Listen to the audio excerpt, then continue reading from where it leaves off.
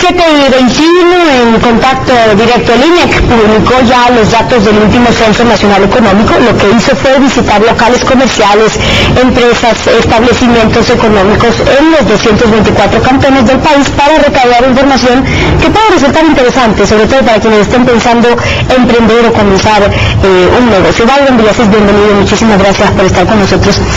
Primero, uno de los datos interesantes que ustedes encuentran es cómo ha cambiado el papel de la mujer en la economía nacional en los últimos años. Así es, Estefi, muy buenos días con todos. En efecto, uno de los resultados más interesantes que encuentra el censo es el cambio y el incremento de la participación de la mujer en la economía nacional. Hay resultados muy interesantes como el hecho de que el 49% de las gerentes y propietarias de todo tipo de negocio son mujeres, es decir, una participación muy importante en toda la estructura económica. Y cuando hacemos una desagregación, como podemos ver en el gráfico, en el sector del comercio son las mujeres, la mayoría, las propietarias o gerentes en este caso. Fíjense en cómo en el 55% de los gerentes en el caso de los negocios comerciales son las mujeres las que son propietarias o gerentes. En el caso de servicios es 46% y algo curioso también, en el caso de manufactura ese porcentaje baja al 24,66%. Es decir, que en manufactura, y por cierto estos son datos que nos ha proporcionado el INEC, en manufactura sí podríamos decir todavía un 75% sigue siendo gerenciado o son dueños hombres. Así es, en efecto hay que identificar un poco cuáles son las limitaciones o los mecanismos que pueden fomentar para que las mujeres cada vez sean más gerentes en este sector también, pero se evidencia que a nivel general la participación es muy interesante e estructural en términos de la economía global. Pero es interesante analizar esto comparándolo con lo que pasaba antes, es decir, hoy a muchos no nos podría llamar la atención que un 50% de ciertos establecimientos económicos hoy estén liderados, gerenciados, sean dueños las mujeres. Pero ¿qué pasaba en el 90, por ejemplo, cuando solamente 4 de cada 10 establecimientos eran en realidad gerenciados o eran propietarias las mujeres? Así es, uno de los datos más interesantes que arroja el censo, y esto aprovechando una de las preguntas que tiene el censo, porque consultamos en qué año fue creado cada uno de los establecimientos económicos.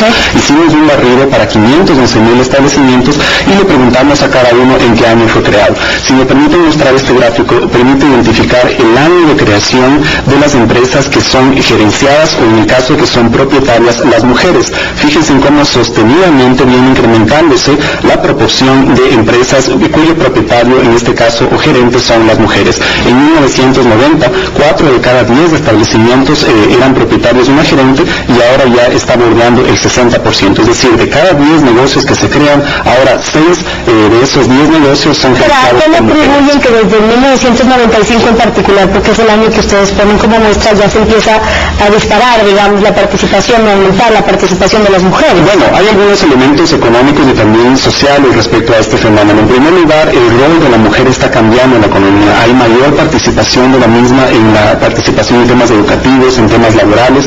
La mujer participa cada vez más en educación. Hay una participación muy interesante en universidades, en colegios, algo que en el siglo pasado todavía no era muy presente en la economía.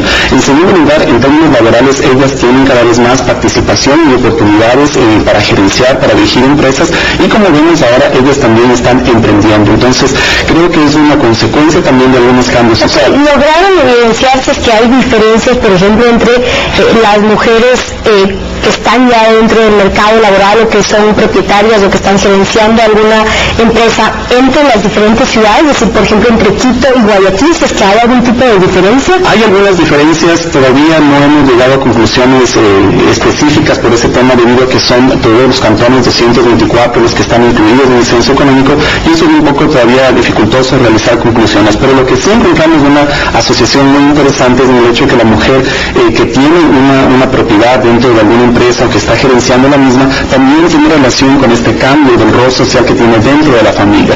Como hemos visto y el INE también ha difundido y ha socializado algunas estadísticas, hay cada vez mayor número de parejas que prefieren no casarse, que prefieren retrasar el matrimonio, hay cada vez familias que prefieren tener menos números de hijos y eso obviamente cambia, reconfigura el rol social de la mujer y obviamente se está evidenciando también en el aspecto económico.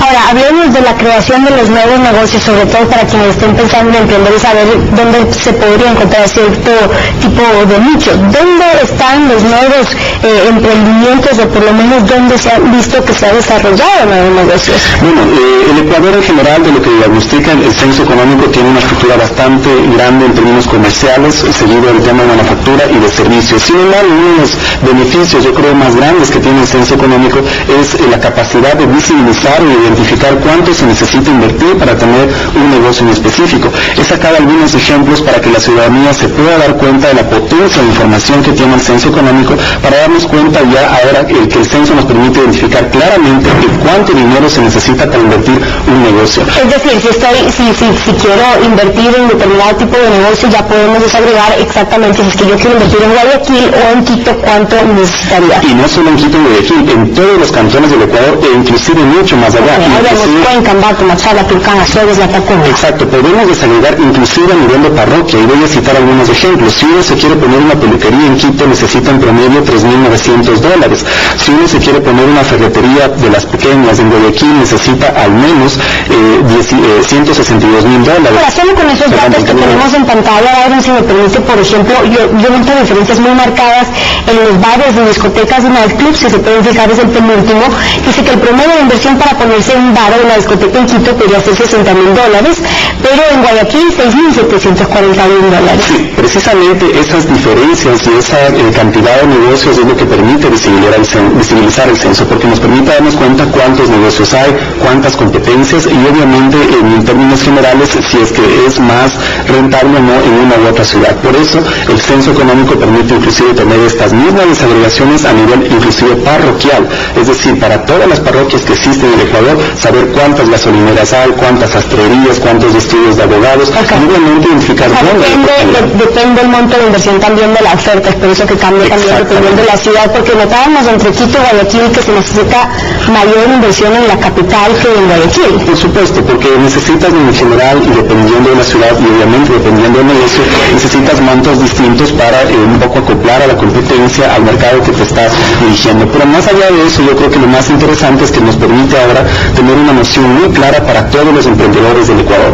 Con información del censo, que el elemento más interesante es que es gratuita, cualquier persona puede escribir la línea y solicitar esta información, nos permite tener acceso para que todos los ecuatorianos podamos ser emprendedores, para que podamos invertir y tener una noción clara de cuánto hay que invertir. ¿Es cierto que Quito se estaría convirtiendo en la nueva capital económica por los datos que empiezan también a recoger? No, yo discrepo con esa conclusión por un criterio sencillo. Muchas de las empresas tienen su domicilio en Quito por la cuestión tributaria, porque tienen acceso, obviamente, y porque tienen una oficina en Quito por temas tributarios. Cito un ejemplo, una empresa de servicios petroleros puede generar trabajo en el Oriente, está contratando gente en el Oriente, está produciendo en el Oriente, pero tiene una oficina cuyos registros contables están en la ciudad de Quito por cuestiones impositivas. Así que creo que las empresas en general prefieren a veces declarar sus impuestos, información, etcétera, en la capital, más allá de que en realidad estén operando en el Oriente como las petroleras. Exacto, yo creo que hay que hacer análisis más profundos para llegar a una conclusión de cuál ciudad es más. ¿Tenían un cuadro ustedes sobre